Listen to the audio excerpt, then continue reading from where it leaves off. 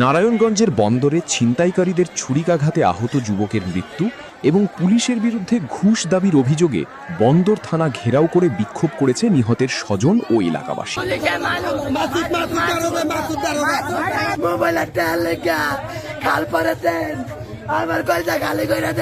গত ৭ জুন সন্ধ্যা ৭:৩০ থেকে প্রায় ঘণ্টা খানেক তারা থানা চত্বর ঘেরাও করে রাখেন।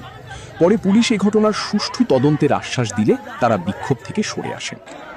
নিহত যুবকের পরিবারের অভিযোগ, গত ৩ জুন ঘটনার পরদিন বৃহস্পতিবার সকালে তারা বন্দর থানায় অভিযোগ করতে গেলে কর্তব্যরত উপপরিদর্শক এসআই মাসুদ তাদের কাছে ১০,০০০ টাকা দাবি করেন।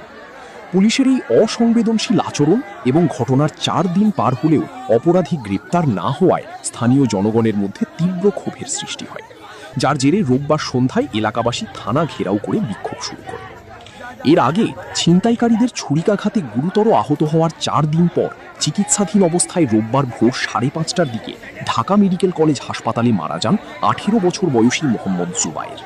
তিনি পাবনা সদর উপজেলার রাজাপুর এলাকার রিকশা চালক মোহাম্মদ জাহাঙ্গীরের ছেলে এবং বন্দর উপজেলার ইনায়েতনগর এলাকায় ভাড়া বাসায় থেকে একটি প্রতিষ্ঠানে কর্মরত ছিলেন।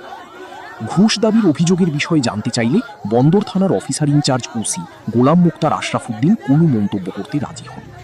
জাগো টিভি বাংলা।